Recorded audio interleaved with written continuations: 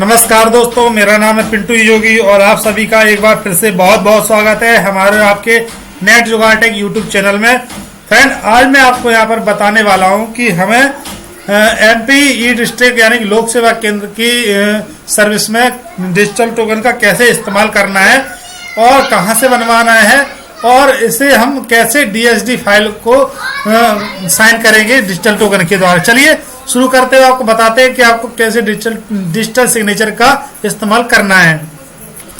तो शुरू करने से पहले फ्रेंड, हमेशा की तरह आपसे करना चाहूंगा एक गुजारिश कि जब मेरा वीडियो प्ले होता है तो आपके राइट साइड में एक लाल कलर का सब्सक्राइब का बटन आता है, तो सिंपली आपको इस पर एक बार क्लिक करके हमारे नेट जुगाड़ टेक यूट्यूब चैनल को सब्सक्राइब कर लेना है और आने वाले बेल आइकन पर भी प्रेस कर लेना है, जिससे कि आपको मेरे आने वाले वीडियोस की जानकारी सबसे पहले और सबसे जल्दी मिल जाएगी। चलिए शुरू करते हैं। तो फ्रेंड, आपको अपने सीएससी में लोक सेवा केंद्र की सेवाओं को यूज करने के लिए डिजिटल टोकन बनवाना होना अनिवार्य है, तभी आप डिजिटल साइनेट फाइल को अपलोड कर पाएंगे और आय मूल्यवासी और जाति प्रमाण पत्र वगैरह और राजस्व विभाग की सेवाओं का इस्तेमाल कर पाएंगे। तो सबसे पहले ये ई टोकन होता क्या है, इसको हम आपको दिखा देते हैं। जैसे मेरे पास ई पास 2003 का डिजिटल टोकन है, तो चलिए हम आपको दिखा देते हैं वो किस तरह का होता है। यहाँ पर आप ई पास 2003 डाल दीजिए। तो जैसे ही आप ई पास 2003 डाल देंगे तो आपको यहाँ पर गूगल सर्च में ही साइड में दिख जाएगा कि आपको ई पास 2003 का टोकन कैसा आता है। तो यहाँ पर दिखा रहा है कि ई पास 2003 का टोकन अगर आप अमेजोन इंडिया से बाय करेंगे तो ये आपको 210 रुपए में पड़ेगा।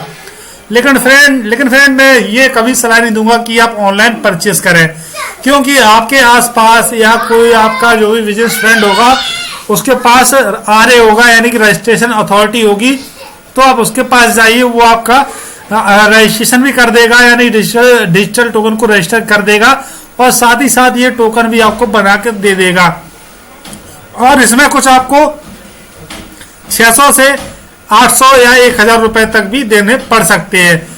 ये फ्रेंड जो प्राइस है वो 2 साल के लिए होता है। ये रजिस्ट्रेशन होगा जो है वो आपका 2 साल के लिए होगा फ्रेंड, यानी कि आप 2 साल तक इसे बिना किसी फीस के 2 साल तक आराम से आसानी से इस्तेमाल कर पाएंगे और बना पाएंगे। चलिए इसकी कुछ इमेजेस आपको दिखा देते हैं। जैसे कि मैं इमेज पे क्लिक करता हूं तो ये जो आपको दिख रहा होगा ई पास 2003 का ये टोकन कुछ इस तरह का दिखता है। तो आपको ये बनवा लेना है लोक सेवा केंद्र को यूज करने के लिए, या यूपी डिस्ट्रिक्ट हो या एमपी डिस्ट्रिक्ट हो, कहीं भी अगर आप मूल निवासी आय जाति या राजस्व विभाग की सेवाओं का उपयोग करना चाहते हैं तो ये आपको बनवाना पड़ेगा।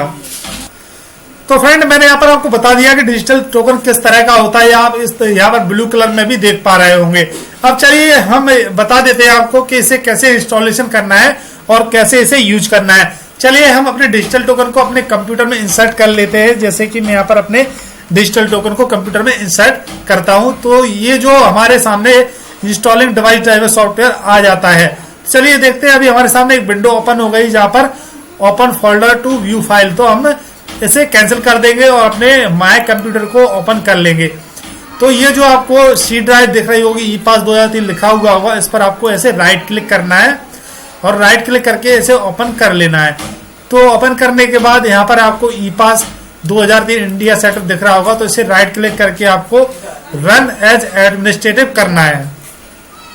चलिए हम इसे रन एज एडमिनिस्ट्रेटिव कर लेते हैं और यहाँ पर एस कर देना है।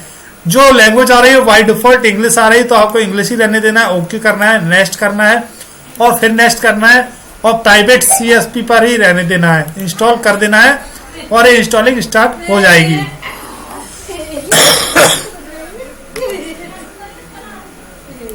सॉरी दोस्तों मैं यहाँ पर आपको बता देता हूँ कि यहाँ पर थोड़ा सा इंस्टॉलिंग में टाइम लग सकता है, तो आपको थोड़ा इंतजार करना होगा इंस्टॉल होने के लिए।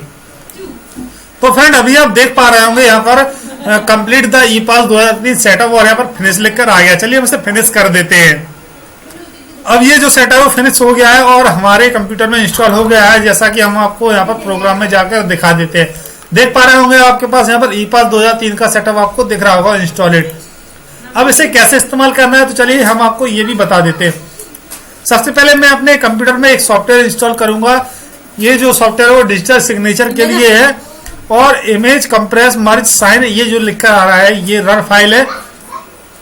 तो आपको इसे क्या करना है, इस पर राइट क्लिक करके एक्सट्रैक्ट हियर करना है, जो कि मैंने पहले से यहाँ पर कर रखा है। तो आप देख पा रहे होंगे एक फोल्डर बन जाता है। और सबसे पहले एक चीज और बता दूं मैं फ्रेंड यहाँ पर आपको कि इसे यूज करने के लिए आपके कंप्यूटर में जावा का इंस्टॉल होना अनिवार्य है। जावा के बगैर आप इसे यूज नहीं कर पाएंगे। तो आप इस फोल्डर को डबल क्लिक करके ओपन करेंगे और ये जो इमेज कंप्रेस मर्ज साइन है इसे राइट क्लिक करके सेंड टू डेस्कटॉप कर देंगे। तो यहाँ पर एक शॉर्टकट क्रिएट हो जाएगा। आप देख पा रहे होंगे यहाँ पर एक शॉर्टकट क्रिएट हो गया है, जैसा कि यहाँ पर दिख रहा है। तो चलिए हम यूज करके दिखा देते हैं कि आपको कैसे यूज करना है।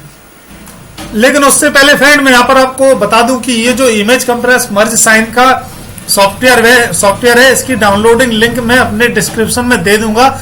आप वहां से इसे आसानी से डाउनलोड कर सकते हैं और इसका इस्तेमाल कर सकते हैं। तो चलिए अब आगे इस वीडियो को आपको दिखाते हैं कि आपको कैसे यूज करना है डिजिटल सिग्नेचर को। फ्रेंड अब मान लीजिए कि मैं आय प्रमाण पत्र बना रहा हूं, तो वहां पर मुझे डिजिटल स्वयं प्रमाणित सर्टिफिकेट को अपलोड करने की आवश्यकता होती है।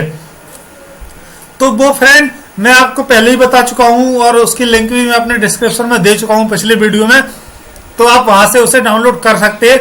जब ये पोर्टल लॉन्च हुआ था एमपी डिस्ट्रिक्ट का, तो वहां पर मैंने अपने जो स्वयं प्रमाणित सर्टिफिकेट है उनकी जो डाउनलोडिंग लिंक है मैंने डिस्क्रिप्शन में दे दी थी।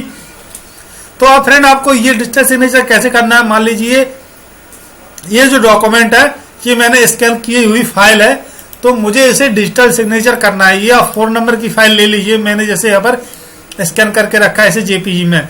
तो मुझे इसे डिजिटल सिग्नेचर करना है और इसे अपलोड करना है। तो मैं इसे कैसे करूंगा, तो आप इसे डबल क्लिक करके ओपन कर लीजिए मर्ज कंप्रेस साइन को। तो ये सॉफ्टवेयर कुछ इस तरह से ओपन हो जाएगा। लेकिन एक बात का आपको ध्यान रखना होगा, आप जिस फाइल को भी डिजिटल सिग्नेचर करना चाहते हैं उसे आपको अपने कंप्यूटर किसी भी एक ड्राइव में जाकर सेव करना होगा। ये डेस्कटॉप से डिजिटल साइन नहीं करता है सॉफ्टवेयर। तो चलिए हम सबसे पहले इसे अपने किसी ड्राइव में सेव कर लेते हैं। तो फ्रेंड हमने एक फोल्डर एग्जाम्पल के नाम से बना दिया है, और चलिए आपको करके दिखा देते हैं। जैसे मैं डी में जाऊंगा तो मैंने एक फोल्डर ये जो देख रहे होंगे आप एग्जाम्पल के नाम से बनाया, तो इसे ओपन करूंगा।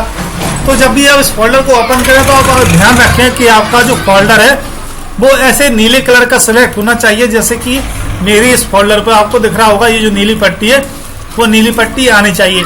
ये नीली पट्टी कैसे आती है, तो हम आपको बता दें कि जैसे आप एक फोल्डर पर क्लिक कर रहे हैं तो उस पर आपको एक बार क्लिक और करना होगा नाम पर। जैसे ही इस फोल्डर को क्लिक कर रहे हैं तो आपको इस पर करना होगा। चलिए हम आपको डिजिटल सिग्नेचर करके दिखा देते हैं। जैसे मान लीजिए मैंने ये फोल्डर ओपन किया और इसे सिलेक्ट कर लिया। अब इसके बाद हम अपने जेपीजी फाइल को भी सिलेक्ट कर लेते हैं। तो ये जेपीजी फाइल है वो आपको यहाँ पर दिख जाएगी, आप देख पा रहे होंगे वो दिख रही है। और आप इसे लार्ज करके भी देख सकते हैं, into click here to large, ये आपको दिख रही होगी। तो चलिए इसे हम यहाँ पर कंप्रेस कर देते हैं। कंप्रेस के लिए यहाँ पर क्लिक करेंगे तो इमेज कंप्रेस हो गई है। और उसके बाद आप यहाँ पर डिजिटली साइन पर क्लिक करेंगे। चलिए यहाँ पर क्लिक कर लेते हैं। अब फ्रेंड हम क्या करेंगे, यहाँ पर हमारे पास 2 फाइलें बन जाएंगी, आप देख पा रहे होंगे। एक कंप्रेस वाली फाइल बन गई है, तो हम कंप्रेस वाली फाइल को सिलेक्ट कर लेंगे और साइन डिजिटली पर क्लिक करेंगे। तो इसके बाद एक पासवर्ड मांगेगा। जब आपका ये जो डिजिटल सिग्नेचर बनाया जाएगा आरए के द्वारा, रजिस्टर अथॉरिटी के द्वारा, तो वहां पर आपको एक पासवर्ड दिया जाएगा।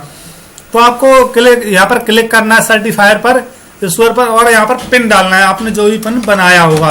तो मैं यहाँ पर अपना पिन डाल देता हूँ। देखिए मेरा पिन अभी थोड़ा गलत बता रहा है, मैं भूल गया हूँ क्या पिन है, बहुत दिन से इस्तेमाल नहीं किया है और ये रीआईडी साइन हो जाएगा। चलिए मैं पहले ट्राई कर लेता हूँ मेरा पिन क्या था, सोच लेता हूँ मैं। तो फ्रेंड चलिए हम यहाँ पर अपने साइन डिजिटली पर क्लिक कर लेते हैं। मुझे पासवर्ड याद आ गया है, मैंने क्या पासवर्ड डाला था, तो ये डिजिटली साइन हो गया है। तो मैंने पासवर्ड डाल दिया था पहले, तो ऑटोमेटिक ही पासवर्ड इसने ले लिया। तो चलिए हम क्लोज कर लेते हैं और अपने माय कंप्यूटर में चलकर देख लेते हैं कि किस तरह से हमारा जो डॉक्यूमेंट है वो डिजिटली साइन हो गया है। तो आप देख पा रहे होंगे ये जो डिजिटल सिग्नेचर की फाइल है वो 192 KB में यहाँ पर बन गई है। और इसी फाइल को आपको जाके आय और मूल्यवासी बनाने के लिए अपलोड करना होगा, जहां पर वो स्वयं प्रमाणित घोषणा प्रमाण पत्र मांगता है। वो प्रमाण पत्र की आपको जो आगे की आगे की कॉपी है भरी हुई, वो आपको यहाँ पर स्कैन कर लेनी है और ऐसे ही डिजिटल सिग्नेचर करके वही अपलोड करनी है।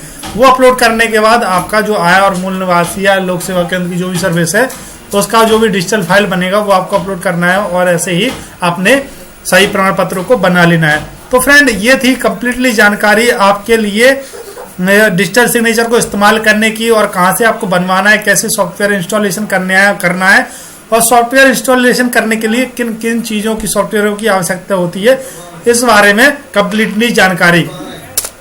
अगर फ्रेंड आपको मेरा वीडियो पसंद आया हो तो चैनल को सब्सक्राइब कीजिए और वीडियो को ज्यादा से ज्यादा लाइक और शेयर कीजिए।